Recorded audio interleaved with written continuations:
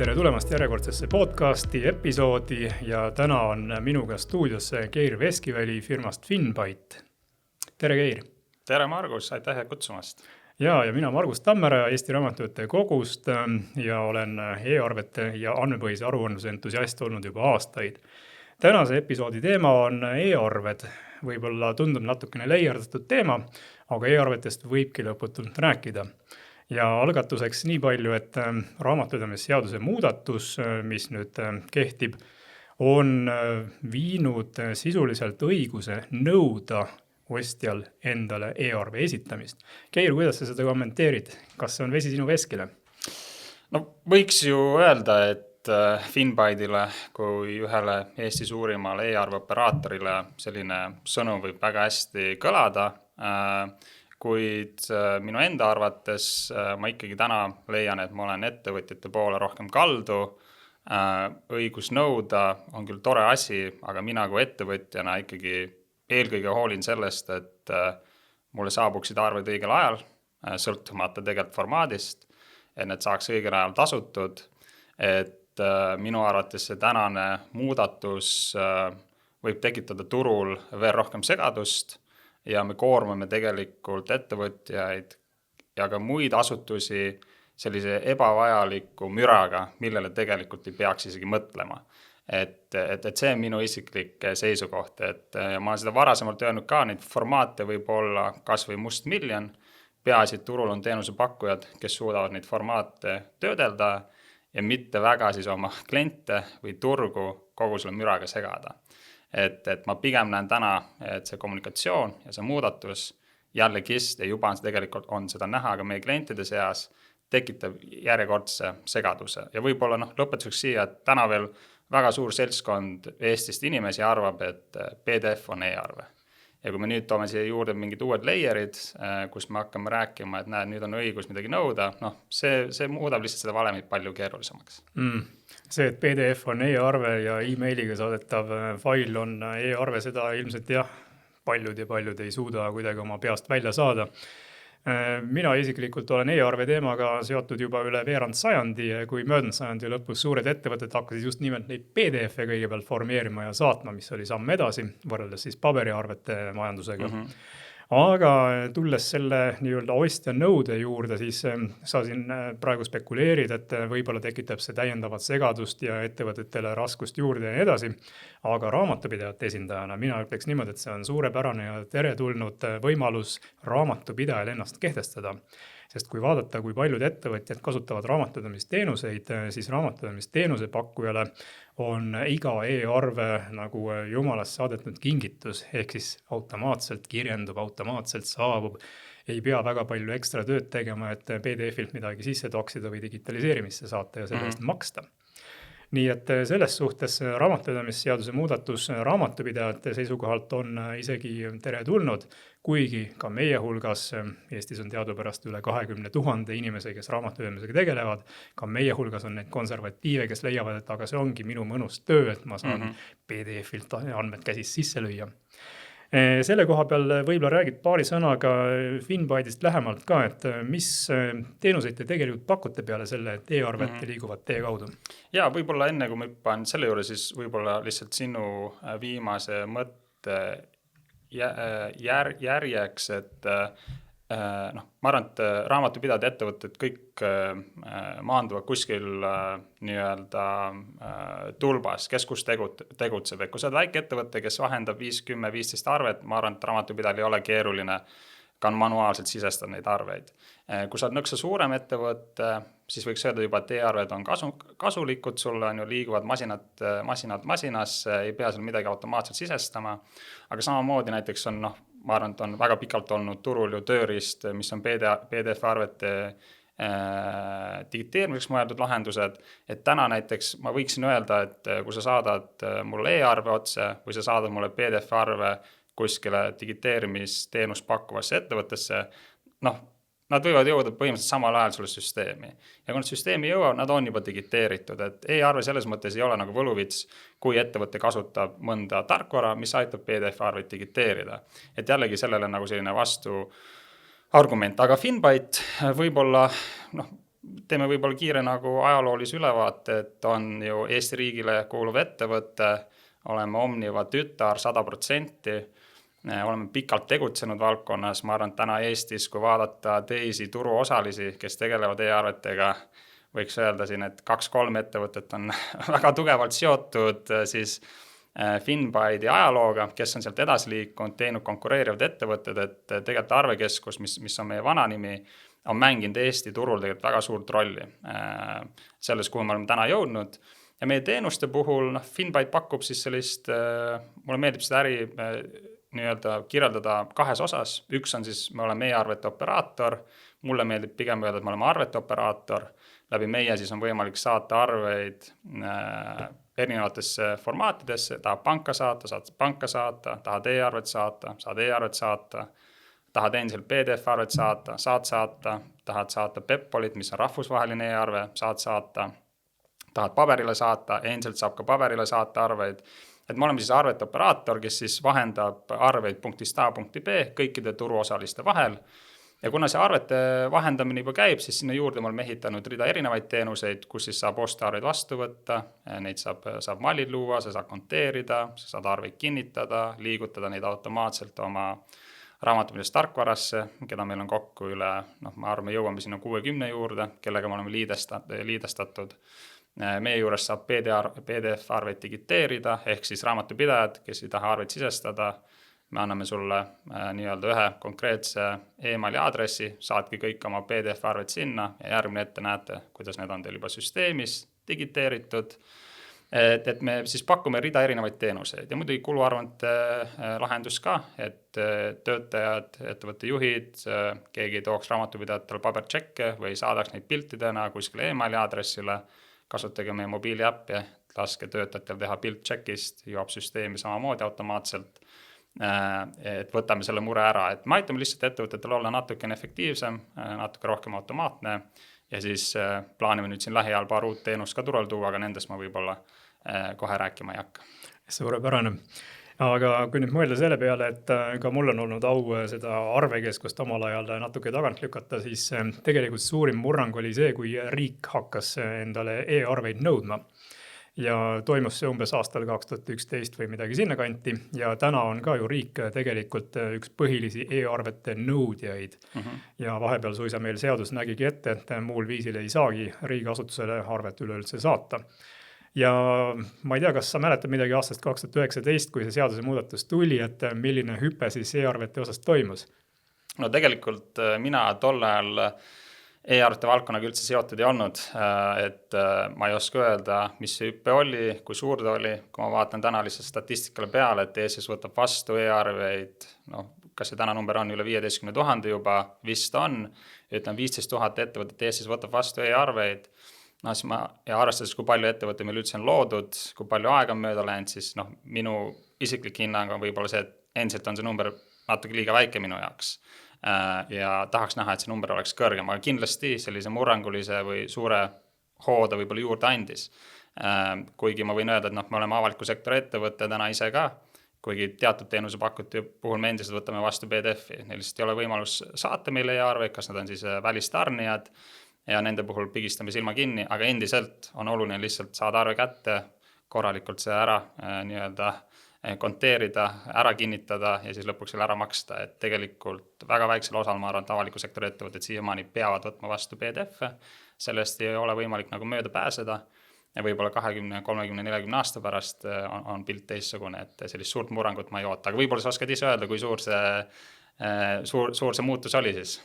Jaa, mina mäletan selliseid numbreid, nagu äkitselt tekkis juurde 10 000 e-arve saatmise võimekusega ettevõtteid ja riik pakkus teadupärast välja ka näiteks oma e-arveldaja nimeses tarkvaras seda võimalust, et tasuta müügiarve koostamine ja saatmine toimus siis nende keskkonnas. Ja pärast seda nende kasutajaskond hüppas paarilt 1000 20 000 või isegi rohkemani. Ja sama lugu oli arved e-keskkonnaga, kus tekkis siis äkitselt mingisugune 20 000 ettevõtjat, kes sealt kaudu seda õnnetut e-arvet hakkasid ära saatma. Mis muidugi ei tähenda seda, et majandustarkvarafirmad hooga kõik kaasa tulid, kuigi aastate jooksul, nagu sa ise mainisid, 60 majandustarkvarafirmat on otsapidi ju e-arvetega juba seotud, see on suurepärane tulemus. Mäletan omal ajal aastat 15 tagasi oli vaja nagu tangidega kiskuda välja seda, et tule nüüd seo ennast arvekeskusega ära, saadame e-arveid, võtame vastu e-arveid ja nii edasi. Täna on see nagu elementaarne. Mina isiklikult olen iga aasta korrutanud majandustarkvara arendajatele, et kuulge, pange vaikimisi e-arve endale ainsaks kanaliks ja juhul, kui inimene tahab väga teha e-maili ja sinna külge riputada PDF-faili, siis see on kuskil nurga taga, ta peab selleks tegema mingi liigutuse. Aga tõepoolest, täna on umbes 15 000 äriregistris ennast e-arve vastuvõtjana registreerinud juriidilist isikut, mis tähendab, et üleüldisest juriidilist isikute massist, mida on umbes 277 000, on see nagu, ma ütleksin, piisk ookeanis.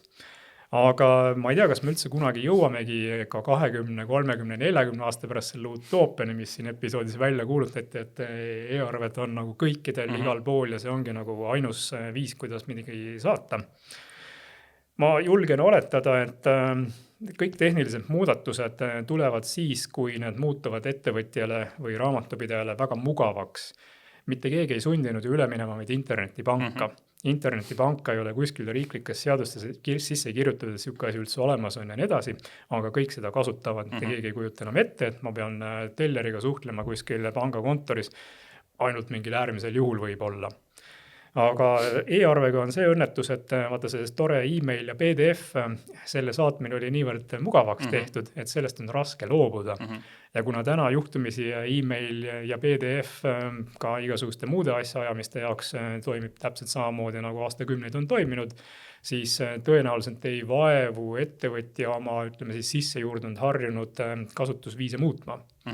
Ja kui me nüüd mõtleme, et aga mis sunniks ettevõtja nii-öelda mugavuse pärast minema ainult ja ainult e-arve peale, siis võib-olla saab see olla raamatupidaja surve. Ehk siis enamus ettevõtjaid kasutab ju raamatupidamisettevõtete teenuseid ja raamatupidamisettevõtjal on oluline, isegi kui on üks ostuarve kuus, siis peaasi, et see tuleks mulle automaatselt ja konteeruks automaatselt ja liiguks raamatupidamisse automaatselt. Kuhu me raamatupidamise valdkonnas tahame ju jõuda, on see, et võimalikult paljud majandustehingut ennast ise kirjeldaksid ära ja kirjendaksid automaatselt nii, et ka andmepõhise aruandluse jaoks vajalikud klassifikaator-elemendid oleksid kohe küljes.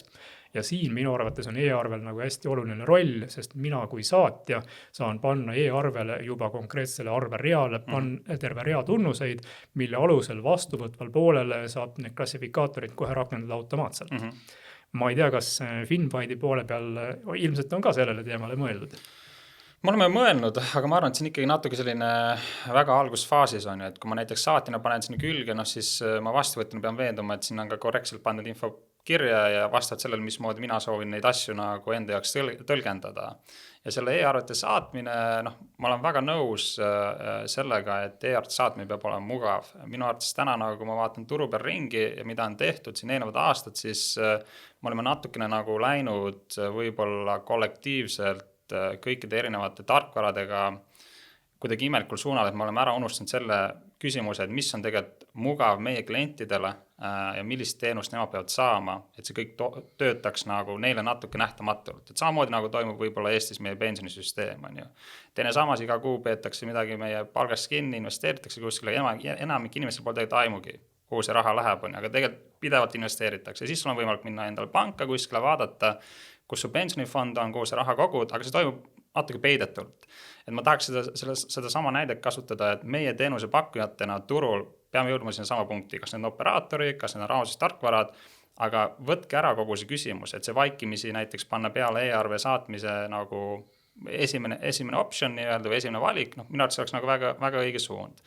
Miks seda ei ole tehtud, seda peab küsima võib-olla siis rohkem raamatupidamise tarkvarade käest, miks sinna ei ole jõutud, aga ma näen, et see maailm liigub selles suunas, ta küll liigub vaikselt, aga küll me sinna jõuame. Ja täna, kui turu peal vaadata, siis võib-olla teistpidi öelda, on liiga palju teenusepakkujaid, on väga palju sellist risti-rästi ehitatud ühendusi, et ka tegelikult meil vaikselt on toimumas teenuste konsolideerumine, et kes esimesena selle nii-öelda võistluse võidab, ma usun, on väga heades kingades, et turu peal küll ma arvan, et sellist paanikaks ei ole põhjust, me liigume õiges suunas ja FinByte kindlasti nagu võitleb selle eest, et võtame nagu seda müra vähemaks ja keskendume ainult sellele, mismoodi klientide jaoks saab olla võimalikult mugav e-arve saatmine, vastuvõtmine ja kui tulla, võib-olla ma hüppan teemast ette ja selle juurde, kas see peaks olema tasuta või mitte, ma arvan, et inimesed unustavad ära võib-olla siin selle, et tegelikult e-arve vastuvõtmine, saatmine,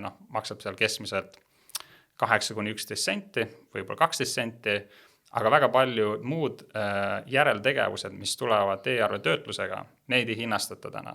Samamoodi ka Finbyte'is, et sa võtad küll vastu ja maksad selle eest, aga see, et sa sinna lisad juurde konteeringud, mallid, see, et ta jookseb sul automaatselt ERP-i, kinnitusring on küll eraldi hinnastatud vastavalt kasutajate arvule, kes seda kasutavad, aga ma arvan, et see on tegelikult täna veel õiglane hind, kui sa arvestad, kui palju selle ühe arvega tööd tehakse. Et kui keegi muudab turu peal e-arve saatmise nii-öelda tasuta võimaluseks, neid pakkujaid täna on, aga siis sa saad endale väga sellist kindlas kastis olevat teenust, millega sul ei ole väga palju teha. Ja kui keegi ütleb, et ta saadab või vahendab e-arveid tasuta, siis ma olen kindel, et ta võtab su käest võib-olla kuskil teise nurga taga natuke rohkem raha ära. Et selles mõttes ma arvan, et meil see hinnastamine on täna aus ja adekvaatne ja alati võib-olla soovitusena klientidele, et kaubelge julgelt. Et võite ju küsida, et ei pea maksma kohe seda, mis on hinnakirjas kirjas, aga Finbyte'i poolt keskmine klient meil maksab kuus 81 €. Arvestades, kui palju muid teenuseid ettevõtted iga kuu kasutavad, ma arvan, et tegelikult meie keskmine nii-öelda klient ja see summa, mis ta maksab, tegelikult see ise ei tule ligi lähedal sellele, mis ta peaks maksma siis, kui ta nii-öelda hoiab palgal kas mõnda raamatupidamise bürood, mingisugust osa sellest või võtab endale mõne raamatupidaja, et ikkagi need summad on väga väiksed, arvestades seda tööd ja seda mahtu, mis käib läbi meie süsteemi, et Finbyte'is, ma arvan, kuupõhiselt käib alla 3 miljoni nagu arve või dokumendi läbi, et need kogused on tegelikult väga-väga suured. Meil on platvormil üle 40 000 kasutaja, üle 8000 ettevõtted, tegelikult need mahud ja massid on väga suured ja mida suuremaks klient läheb, seda rohkem ta hakkab sellest võlust aru saama, et mida tegelikult tähendab automaatika, e-arved ja kõik muu, et mida suuremaks kasvad, see rohkem hakkad võib-olla sellest võlust aru saama. No loomulikult, aga samas vaadates Eesti ettevõtlusmaastikku, siis enamus on ju mikroettevõtjad, kelle jaoks tundub see e-arve rohkem niisugune kohutav jama olevat, nagu me siin erinevatel konverentsidel oleme seda hala ja hädalamist kuulnud. Aga mõeldes korra selle peale, et näiteks mitmed majandustarkvarad pakuvad oma majandustarkvara kasutajaskonnas tasuta e-arve saatmise võimalust, küll mingis oma formaadis, siis ka nemad kurdavad selle üle, et isegi seda tasuta võimalust ei kasutata. Et pigem on alla 10% arvetest, mis liiguvad siis ka need nii-öelda oma tarkvarade vahel, mis viitab sellele, et kuskil on pigem teema inimeste mugavuses või selles kasutusviisis või ütleme nii, et inimestel ei ole tekkinud harjumust asja ajada niimoodi, et kõik arved liiguksid e-arvena. Aga miks seda ei ole? Tõenäoliselt seetõttu, et sul majandustarkvaras lihtsalt ei ole seda ka vaikimise võimalust ja samuti, kui nüüd siiamaani ei ole olnud seda sundi, et sa pead e-arvet saatma, kui sundi pole, miks ma siis peaks seda tegema? E-mail, PDF, see on see mõnus vana variant, ehk me oleme nagu oma mugavustsoonis kinni kogu aeg. Ja ma ei tea, kuidas see ühisrinne peaks välja nägema, ilmselt majandustarkvarad pluss siis e-arvete vahendajad, kusjuures milleks üldse e-arve vahendajad vaja läheb? Tegelikult võiks ju olla majandustarkvarad, kes omavahel muudkui saadavad neid arveid. Äkki sa põhjendad korra seda ka inimestele ära? Ja ma arvan, et täna selles mõttes, kui me lähme ajaloos tagasi, siis oli turu peale vaja ju kedagi, kes ehitaks üles selle infrasüsteemi, kes läheb ja räägib, miks see on vajalik, miks neid ühendusi on vaja luua pankade, ERP-ide vahel, kes siis on nagu selle eest nagu võitleja, kes surub need nii-öelda liidestused läbi. Et kunagi ajaloos vaadates, ma arvan, see oli ainuõige otsus, mismoodi hakata üldse e-arvete teemat turu peale edasi viima. Et kohe, kui me vaatame siit Läti-Leedu poole, mis seal on tehtud, tegelikult see on aina suurem segadus ja aina suuremaks see segadus läheb, et puudub selline ühtne tsentraalne võib-olla keha või kaks, kes siis nagu seda e-arvete temaatikat oleks väga tugevalt edasi viinud. Ja see tegelikult on nagu väga paljudes riikides nagu olukord, kus tegelikult puudub keegi tugev indiviid, kes usub, tahab, liidestab kõik ära, ütleb, näed, nüüd te saate läbi meie nii-öelda infrastruktuuri saata neid arveid. Et ma arvan, see ajalooline põhjus, miks täna on Eestis e-arvete operaatorid, see tuli sellest punktist. Ja muidugi e-arve operaatorid lisavad turul kindlust, et kontrollid on paigas, et formaat püsiks paigas, et sinna ei tuleks võib-olla osapooli, kes tahavad seda kuritarvitada ja nii edasi. Ja kindlasti nagu 1, 2, 3 on ennast kergem liidestada võib-olla 3-40-ga, kui kõik need 30-40 erinevat ERP-i hakkavad omavahel tegema liidestusi pankadega, kõige muuga, et see muutub nagu väga keeruliseks. Aga täna muidugi võiks küsida, et miks mõni ERP ei ole hakanud nagu tugevalt push ima või siis tagant lükkama e-arveid, ise seda operaatori rolli võtma. Ma arvan, et võib-olla turu peal kehtib selline vaikimata reegel, et ei trügita veel üksteise nii-öelda turuosadele. Ma arvan, et ettevõtted on rahul sellega, kus punktis nad täna on. Kõik kasvavad mõõdukalt, keegi ei taha nagu suuri riske võtta, aga selline hinnasõda või nii nagu ma enne mainisin, teenuste konsolideerimine on tulemas, et võib-olla see on ainult aja küsimus ja sellest võidab ainult lõpuks ettevõtjad, kes siis vaatavad kõrvalt seda ja võidavad siis läbi hinnasõja, mis sellega kaasneb samamoodi.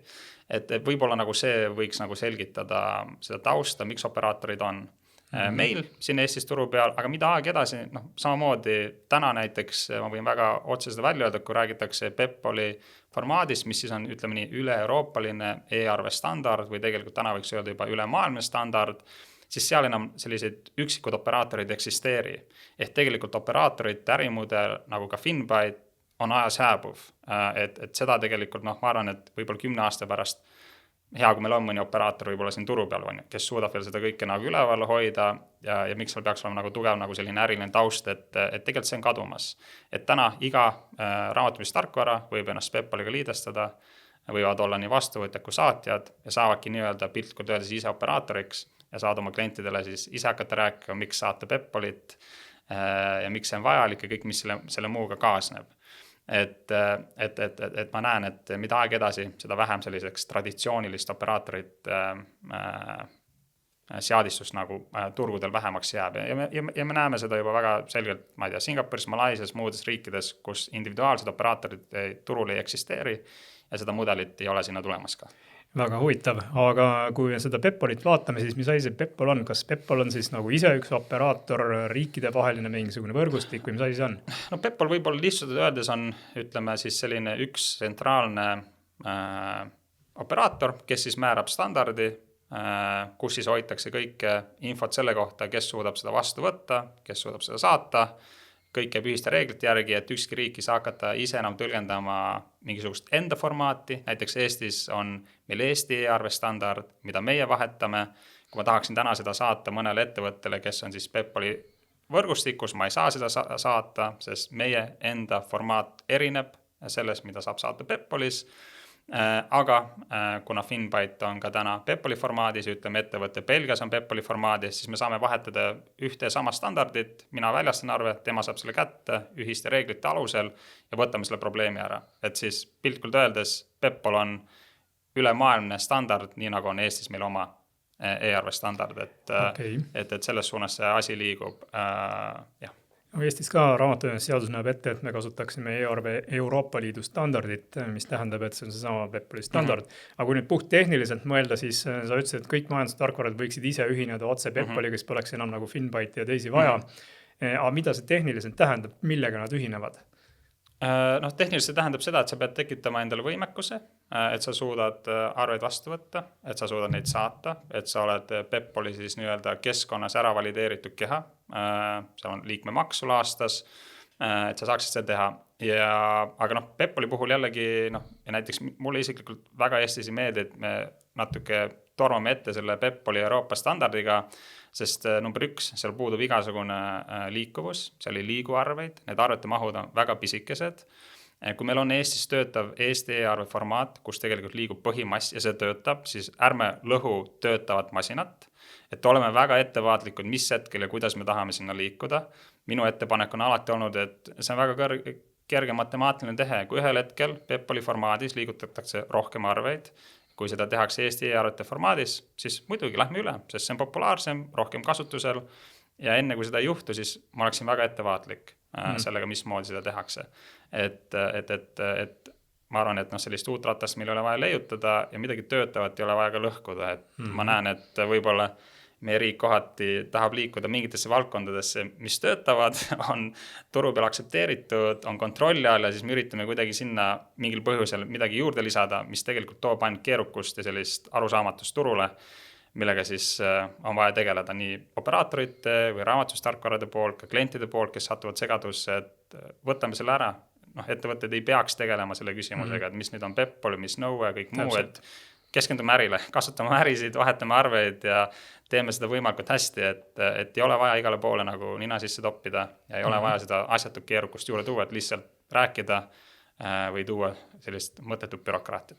Super, nüüd me kulutasime auditooriumi mitu minutit aega Peppoli seletamise peale, mida neil tegelikult pole üldse vaja teada. Aga puht tehniliselt mõeldes siis vaja läheb mida? Vaja läheb majandustarkvara ja majandustarkvaras peab olema tehtud võimalikult lihtsaks see, et ma saan e-arveid saata ja vastu võtta. Basically that's it. Ja mina ettevõtjana võin palgata endale raamatupidamisteenuse pakkuja, kelle jaoks siis tarkvara kasutamine on igapäevane. Ma ei pea ettevõtjana üldse mõtlema selle peale, et kuidas mul need arved päriselt liiguvad. Sinna me ju tahamegi jõuda. Ja kuivõrd see andmepõhine aruandlus saaks ka suuresti sisendit just nimelt nende automaatselt liikuvate ja konteeruvate e-arvete pealt, siis muutub ju lõppkokkuvõttes meie ettevõtluskeskkond palju tõhusamaks, efektiivsemaks. Aga see utoopia, et kas kõik siis saavad kunagi e-arve, nagu sa ütlesin, 20, 30, 40 aastat vaatame. Kuna meil aeg hakkab siin tasapisi otsa saama, siis võib-olla lõppu paar sellist mõttearendust, et kuidas tehisintellekt e-arvetesse suhtub? Ma arvan, et see sõna tehisintellekt ei jää nii ära leierdatud, et tegelikult täna ma võin julgelt öelda, et FinByte'is meie ettevõttes ei ole kasutusel mitte midagi, mis puudutab tehisintellekti. Ma arvan, et meie probleemid on palju elementaarsemad, kasutaja mugavus, ettevõtetele selgitamine, miks mingi asi on hea, miks mingi asi on halb, miks võiks automatiseerida. Seda täna ükski tehisintellekt ei suuda ära teha. Et ma tahaksin öelda, et jah, me tegeleme väga elementaarsete probleemidega, mis on probleemsed kohad, sinna me energiat paneme ja kogu selle AI puudutava teemaga, ma olen ise tegelikult suur fänn, kasutan ka mingid tehnoloogiad, aga kasutusvaldkonnad on täna hoopis teises kohas.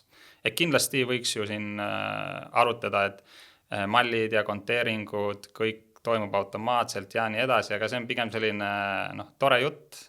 Reaalsusest on asi täna natuke kaugel. Kindlasti on ettevõtted, kes seal midagi teevad, aga jällegi siis nende tehnoloogia võib-olla on mõeldud sellistele väga uuemeelsetele ettevõtetele, võib-olla kelle protsessid on ka üles ehitatud juba teistmoodi. Et mingid juppe saab teha, aga meile isiklikult ei meeldi nagu midagi teha sellise poole energiaga. Et kui täna nagu päriselt use case ei näe või kasutusvõimalus, siis me otseselt siin oma energiat raiskama ei hakka. Aga ainuke valdkond võib-olla, mida mainida, ongi PDF-arvete digiteerimine, kus siis masinõppe AI suudab aina paremini arvete pealt info kokku lugeda. Seda me teeme, seda me kasutame. Aga võiks öelda, et selles valdkonnas on juba see tehnoloogia on kasutusel võib-olla viimast 5-10 aastat, et täna lihtsalt öelda näed, et me kasutame seda mingi uuesuguse terminal, oleks lihtsalt võib-olla selle sõna ära kasutamine. Täpselt nii. Ja see OCR ehk Optical Character Recognition, see on ju tegelikult aastakümneid olnud juba turul ja lõppkokkuvõttes paljud digiteerimisrakendused põhimõtteliselt ongi nagu justkui tehisarul tuginevad. Aga ma arvan, et me oleme keskinud siin e-arveid ühtpidi, teistpidi ja kolmandat pidi ja auditoorium on tõenäoliselt aru saanud, miks see e-arve on nende jaoks hea. Ma tänan sind, Keir, siia stuudiosse tulemast ja soovin kõigile rohkemat e-arvete kasutust. Minge tõesti e-arvetele üle ja nüüd kohe. Suur tänu ja aitäh sulle ka. Aitäh teile kõigile.